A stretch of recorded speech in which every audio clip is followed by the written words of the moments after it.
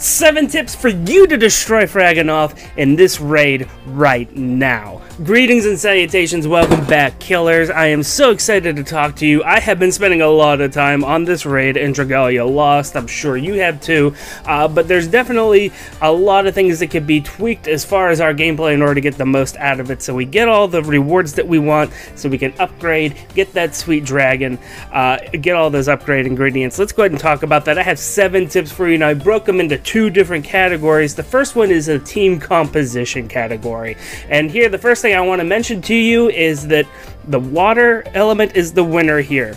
If you have been investing in other units, that's cool. You might need to bring them into your team, but to be honest with you, having even a sort of meh water unit is better than having a good unit that isn't water.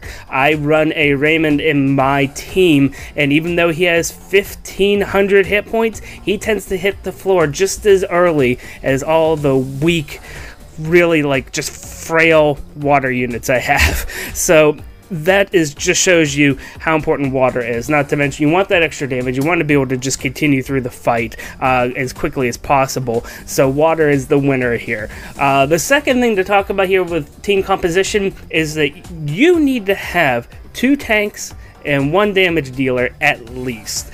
You could go 3 tanks, but you probably don't want to do that. You could go 2 damage dealers, you can go a healer or some other buffer. That's fine. You need to have 2 tanks that you can have in your team that are going to be able to withstand the onslaught of things, and you need to have a damage dealer that primarily you're going to be using yourself to actually continue to pump on damage onto that beast, because it has a lot of hit points. So for the most part, that's what I recommend to you as far as team composition. The second category of tips comes all underneath the idea of the fight itself. And the most important thing about this fight, as far as I'm concerned, is you need to trash that tail.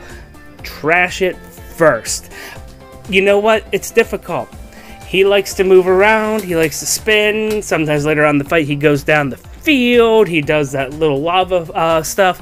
It's meant to be hard. Run underneath of him, get to that tail, okay? Get to that tail immediately, because if you actually get hit by the AoE that thing has, it's too late. It's too late. You might as well just drop. Your fight is over, you're done, go home, wake your loons, come back, and try again. Get rid of that tail.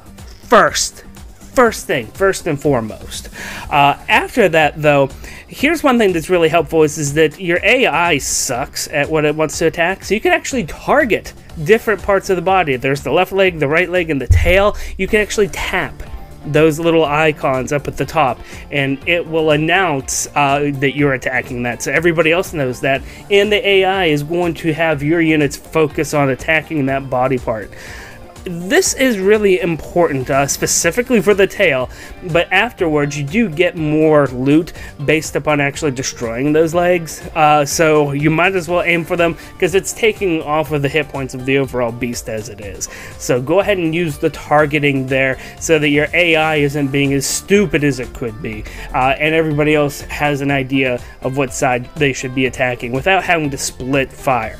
The next tip that I have for you is that you need to leverage the iframe on your specials. If you don't know what I'm talking about, an iframe or an invulnerable frame is this period of time where you and your entire team, not everybody else's team, but your team is completely invulnerable to damage, because it does that slick zoom in effect and your character says something really cool and then it zooms out and you deal the damage. That period of time there, you and your teammates are invulnerable.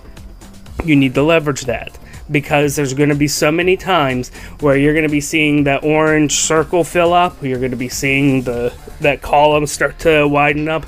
Anytime you see something like that charging, just as you're ready to get hit, not like a tenth of a second before, but a moment before, so you can like actually zoom into it and get into it, you want to activate a special. Now this means you need to have multiple specials on your character, so you need to make sure that they have enough mana circles opened up, that they have their second ability, and hopefully even a second ability because you have a 3-star elemental weapon or a 2-star mid-tier weapon or something there to give you that third one. It really helps out. Next, one thing I want to talk to you about while we're talking about having all these people in the field is you need to switch between your characters. Your characters always have some kind of extra special there that's going to be helpful. And for example, let me give you something concrete. What I will do is I'll run in there with one character that has a party buff. I will go up there and I'll go ahead and attack that tail, because that's what you attack first, with a vengeance until that special is ready to go. And then I'll tap it. Then I'll switch over to one of my damage dealers that I brought with me, because I do tend to bring two. I don't worry about healing. That's for the weak and the dead. So you go ahead and then switch over to one of the damage dealers, and you want to quickly get their special ready to go, not because you want to activate it, but because you want to leverage that iframe that I just talked about, because that area attack is coming. So I like to buff my teammates really quick, get that next attack in with somebody who's dealing more damage, because you're going to deal more damage with a particular unit than letting the AI do it. So this way you can go ahead and bring a lot more fury, you protect your teammates, and hop back and forth during the fight. If you see that your buff's down, check and see if they're ready to do it. If they're close to it, go ahead and help them out. If they're not close to it, hey, maybe hop away. And if you have a couple people you want to do that with on your team, go for it. I would not recommend having something on all four that you want to actively use, just because that's a lot to manage, plus the area of attack, plus where you're focusing on, stuff like that. For me, it's too much. If you can handle it, why are you just sitting here playing a game? Then go for it. But otherwise, don't be afraid to hop between people, because their powers are special. Speaking of special powers, my 7th and final tip is destroy those volcanoes when they come up. Destroy 2. You don't need to destroy all 4. You can. It's helpful. You don't need to, but you need to destroy 2. Why do you need to destroy 2? Well, first of all, it gives you like a nice half of that map that gives you a safe zone, and that's super important. The second thing is that whenever you have that particular setup there, those give you crystals that will regenerate your dragon charge ability, and by the time you get to, depending on difficulty, by the time you get to the point where the volcanoes are coming out, you may already have 1 charge on for your dragon. If you do 2, you're quickly going to get a second. It's just so powerful to be able to leverage that. You could warp into that, save somebody a little bit if they're running a little bit low on hit points. They have 1 attack special, so you can get a quick iframe on something, so save that for that particular time. And having a second charge is going to give you the damage potential that you need in order to actually finish these on time. Because I have seen very few full wipes. I have seen that end screen because of the explosion so many times, and it's this. And while you do need an entire team of people to actually make this work, if you want to know who I think the most valuable player is in this particular raid, click on that card right there. My name is Deltran. Thank you guys so much. I greatly appreciate all of you, and until next time, take it easy.